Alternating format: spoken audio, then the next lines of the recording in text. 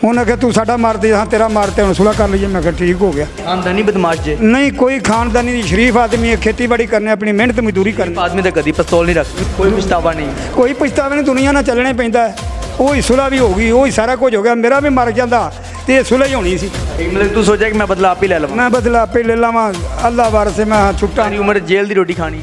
कोई गल नहीं, अल्लाह करम करेगा। नहीं खाते जेल की रोटी, इन्ना फखर है। हाँ बड़ी गल है, नहीं खाते।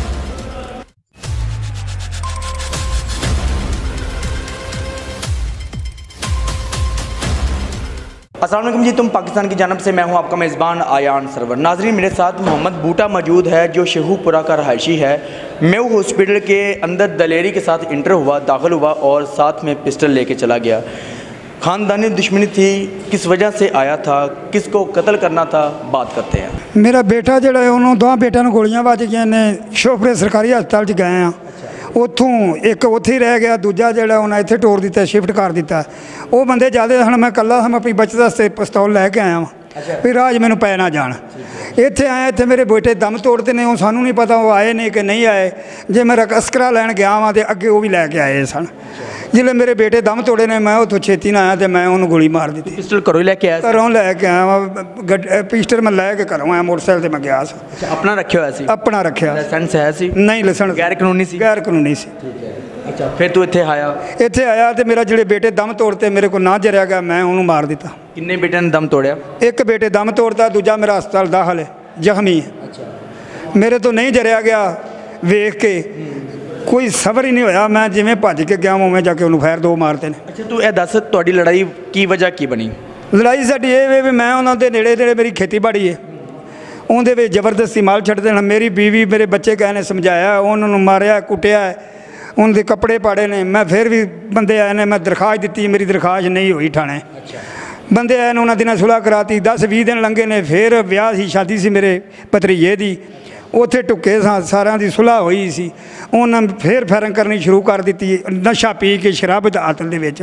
मेरी अगे भैन आई, बेगम कोटों गई सी, वो आई, उन्होंने नाले उहदे कपड़े छीने, नाले उन्होंने। भैन अगे क्यों गई सी? वो भी शादी ते गई सी। जो पता है कि वो फायरिंग करते पे, भैन अगे की लड़ी? फायरिंग नहीं की, उस तो बाद फिर की है। उदों फायरिंग नहीं की, फायरिंग उदों की जो असी जिहड़े भैन दे हत्थी पै ने, तो जिसले उन्होंने समझाया उसले असी हथों खाली हाँ। जिसले हथों खाली, मेरा डेरा भी उत्थे ही है, जिथे मेरा बेटा मारिया, मेरा घर भी उत्थे, उन्होंने घर दूर है।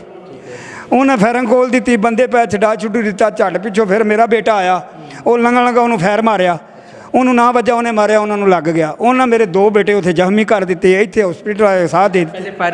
पहलो फायरिंग उन्हें की। तेरे पुत्र नूं नहीं लगे? नहीं, मेरे उस पुत्र नहीं लगे। अच्छा, फिर तेरे पुत्र ने फायर किए? जेडे मेरे पुत्र मर गए ने, उन्होंने को कोई शय नहीं सी। अच्छा, नहीं, पहले उन्होंने फायर किए, फिर तेरे पुत्र ने फायर किए? फिर मेरे पुत्र किया, उन्होंने पहलो फायर मार दिते ना, तो उन्होंने ना वजा, फिर उन्हें अगों किया तो उन्होंने वज गया। तेरे पुत्र को पिस्टल सी? उनके को पिस्टल सी। अच्छा, मेरे बेटे को पिस्टल। तू क्या है कि साढ़े को कुछ भी नहीं सी है? नहीं, मेरे उस पुत्र को पिस्टल सी। अच्छा, जिन्होंने फैर मारे ने। खानदानी बदमाश जे? नहीं, कोई खानदानी नहीं, शरीफ आदमी है, खेती बाड़ी करने, अपनी मेहनत मजदूरी करने। आदमी तो कभी पिस्तौल नहीं रखता, मैं तो नहीं रखा अज तक। ते अपनी हिफाजत से भी नहीं रख सकते। हिफाजत की दुश्मनी चलती? दुश्मनी चलती थी। 2 बेटे जोड़े ने जख्मी हो गए। वो तो उदों जख्मी होने जो शादी से गए? उदों ही बेटे, उदों ही पिस्तौल भी घरों उदों ही फड़िया। घर मेरा नाल नज़दीक सी। घर में पिस्तौल रखा होया ना, गैर कानूनी? नहीं, तो घर में चोरी चक्की होंगी, माल डंगर रखा सी, फिर रख लिया। मतलब कि घर चोरी होंगी, उस वास्ते अपनी हिफाजत वास्ते रखे। गैर कानूनी सी? गैर कानूनी समझ लो, जिवें समझो है गैर कानूनी चीज़ है। अच्छा, तो घर ही रखा सी। ठीक है, गैर कानूनी का नतीजा देख लिया? बस जी होनी हो गई है, फिर कोई पछतावा नहीं? कोई पछतावा नहीं, दुनिया नाल चलना पैंदा है। वही सुलह भी होगी, वही सारा कुछ हो गया। मेरा भी मर जाता तो ये सुलह ही होनी सी। अच्छा, तू क्या कि मैं उन्होंने का भी मार दूँ? मैं आख्या भी बराबर थे, जे मैं जेल भोग लाँगा वो भी भोग लैणगे। मैनू कोई पछतावा नहीं मेरे पुत्र का। मेरा पुत्र मेरे कोलों कुस्या है, मेरे को नहीं दर गुजर हुई। हुण सुलह हो गई? हुण सुलह हो गई है, अज हुई है। अच्छा, उन्हें आख्या तू साडा मार दे, हाँ तेरा मारते हुण सुलह कर लीजिए। मैं कहा ठीक हो गया। की पता दुश्मनी फिर चलती रहे? चलो जे मुकदरा जो है पल तो नहीं चलती, कुरान सौ त्यार सुलह होने डी। आमीन, मैं है ने कुरान ते सुलह हो रही है? कुरान ते सुलह हो रही है। इतों बाहर निकल के या वो फिर तुहाडा कोई मार देन? नहीं मारते, हुण खलो जाणगे, वो भी खलो जाणगे, असीं भी खलो जाएंगे, अजे होर मरने ने। कोई पता चलता? नहीं पता नहीं चलिया, पता जो हो गया अगे हो गया।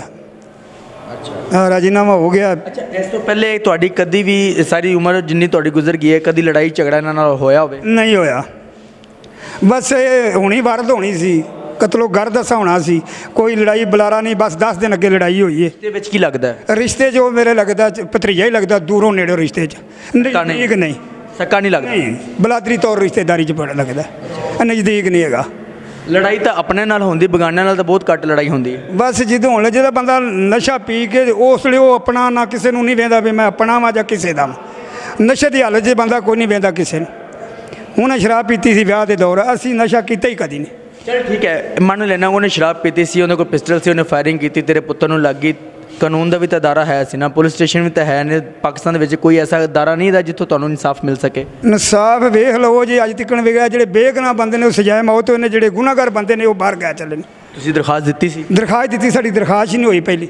ਪੁਲਿਸ ਸਟੇਸ਼ਨ ਤੇ ਤੁਸੀਂ ਹਿੰਮਤ ਹਾਰ ਕੇ ਸਕੇ, ਹੋਰ ਵੀ ਤਾਂ ਅਦਾਰੇ ਹੈ ਸੀ? ਨਹੀਂ, ਹੁਣ ਪੁਲਿਸ ਸਟੇਸ਼ਨ ਤੋਂ ਉੱਤੇ ਕਿਹੜੇ ਅਦਾਰੇ ਨੇ? ਇੱਥੋਂ ਥੱਲੋਂ ਤਾਂ ਜਾਣਾ ਤੇ ਥੱਲੋਂ ਹੀ ਉਤਾਰਨੀ, ਜੇ ਪੈਰ ਹੀ ਥੱਲੋਂ ਨਿਕਲ ਗਏ ਨੇ ਤੇ ਉੱਤੇ ਕੀ ਕਰ ਸਕਨੇ ਆ?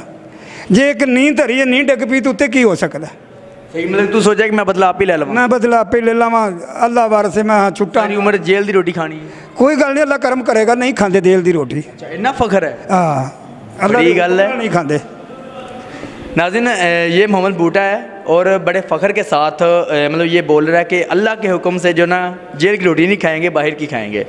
मदइयों के साथ सुलह हुई है या नहीं हुई, बाकी बात हुक्म होगी, परसों बयान देन गए आन के अज शायद शाम ਨੂੰ ਹੋਣ। ਇੰਨਾ ਖੁਸ਼ ਨਾ ਹੋ, ਤੈਨੂੰ ਬਾਹਰ ਕਢਾ ਰਹੇ ਨੇ, ਸ਼ਾਇਦ ਕੋਈ ਹੋਰ ਕੰਮ ਪਾਣਾ ਹੋਵੇ। ਕੋਈ ਗੱਲ ਨਹੀਂ, ਜ਼ਿੰਦਗੀ ਜਿਹੜਾ ਵਕਤ ਆਉਣਾ ਹੈ ਉਹ ਆ ਕੇ ਰਹਿਣਾ ਹੈ, ਕੋਈ ਡਰ ਡੁਰ ਨਹੀਂ? ਕੋਈ ਡਰ ਨਹੀਂ, ਵਕਤ ਜਿਹੜਾ ਆਉਣਾ ਹੈ ਉਹ ਆ ਕੇ ਰਹਿਣਾ ਹੈ।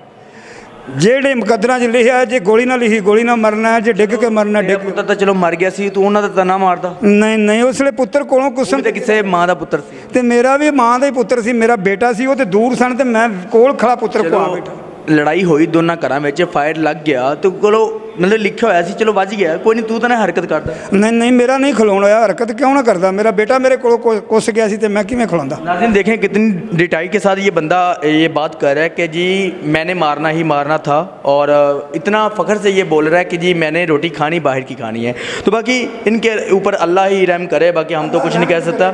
तो बाकी इसी के साथ मुझे इजाज़त दीजिएगा, अल्लाह हाफिज़।